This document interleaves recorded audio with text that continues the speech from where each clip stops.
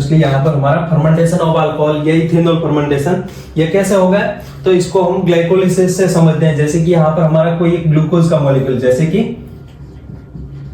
Glucose का molecule है, तो ग्लूकोज के मॉलिक्यूल का केमिकल फॉर्मूला C6H12O6, ये हमारा ग्लूकोज के मॉलिक्यूल का केमिकल फॉर्मूला हो गया।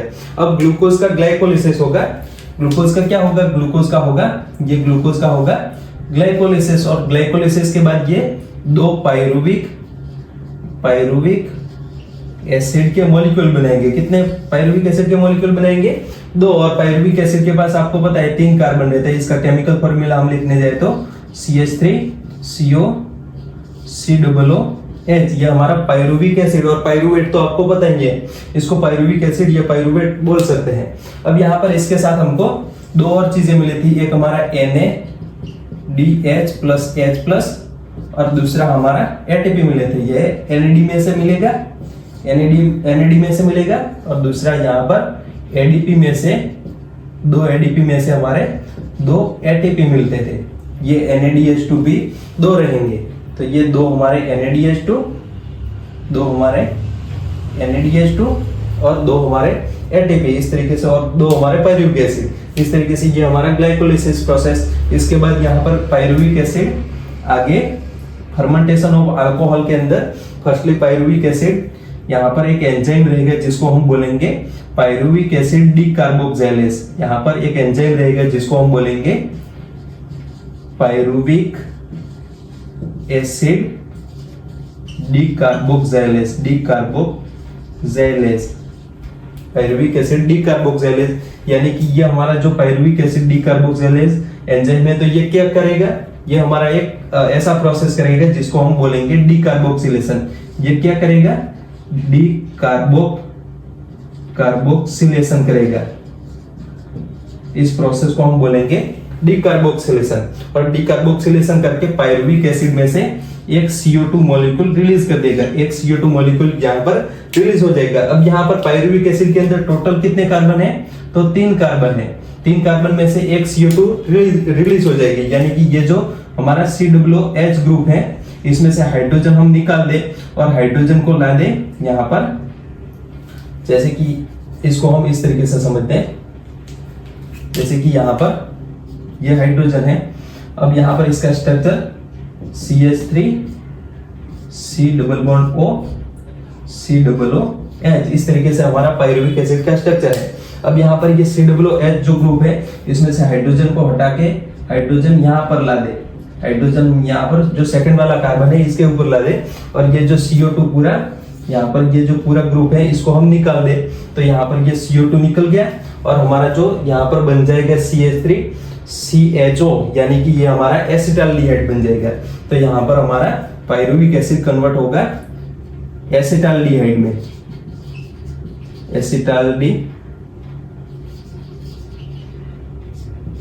एसिटाल्डिहाइड, जिसका केमिकल फॉर्मूला रहेगा CH3CHO।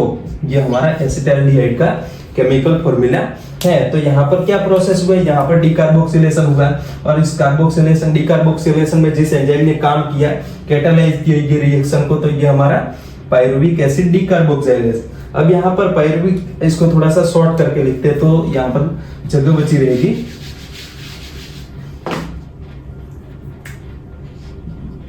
यहाँ पर हमारा एसिटाल्डिहाइड मिलेगा, एसिटाल्डिहाइड मिलेगा। एसिटाल्डिहाइड का केमिकल फॉर्मूला CH3CHO है, और यहाँ पर एक CO2 मॉलिक्यूल हमको रिलीज हुआ था, जिसको कैटालाइज करता है पायरुविक एसिड डीकार्बोक्सिलेज। यहाँ तक आपको समझ में आ गया। इसके बाद हम बात करें तो यहाँ पर एक और चीज होगी, एसिटाल्डिहाइड जो रहेगा इसके अंदर हाइड्रोजिनेशन होगा, या इसके अंदर रिडक्शन होगा, या इसके अंदर हाइड्रोजिनेशन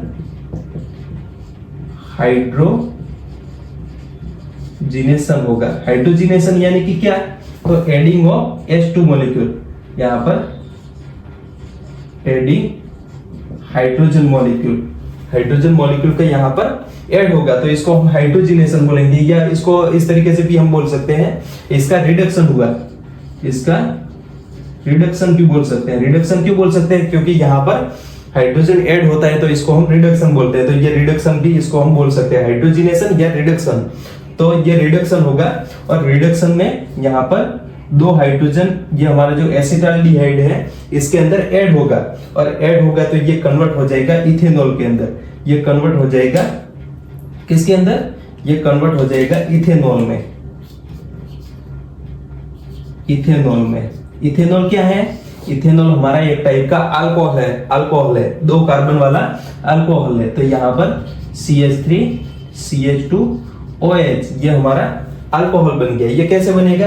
तो जैसे कि यहाँ पर CH3 CHO है, सॉरी CH3 C, यहाँ पर हाइड्रोजन डबल बॉन्ड O, इस तरीके से यहाँ पर हमारा एसिटाल्डिहाइड है। अब यहाँ पर इसके अंदर 2 हाइड्रोजन ऐड होगा। अब 2 हाइड्रोजन मिलेगा कहाँ से?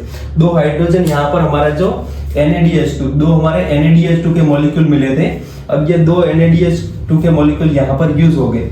जैसे कि यहाँ पर एक हमारा NADH या H2, या इसको NADH प्लस H प्लस हम लिख देते हैं। तो हमारा एक मॉलिक्यूल ये NADH H प्लस, ये इसके 2 हाइड्रोजन इसमें से निकाल देगा। ये इसके 2 हाइड्रोजन इसमें से निकाल देगा। ये 2 हाइड्रोजन किसको सप्लाई करेगा?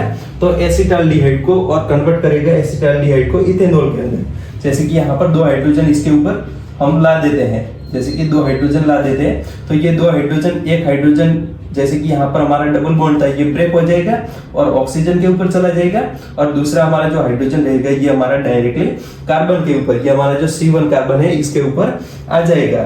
तो यहाँ पर हमारा ये बन गया इस तरीके से, यहाँ पर CH3 CH2OH, यानी कि ये हमारा इथेनॉल बन गया। ये हमारा इथेनॉल बन गया, और इथेनॉल बना तो यहाँ पर इसका क्या हुआ? हमारा एसिटाल्डिहाइड का रिडक्शन हुआ है, और इसको हम हाइड्रोजिनेशन भी बोल सकते हैं। और साथ में हमारा जो NADH प्लस H प्लस रहेगा, NADH या NADH प्लस H प्लस, या इसको हम NADH2 भी बोल सकते हैं। तो इसका होगा ऑक्सीडेशन। इसका क्या होगा?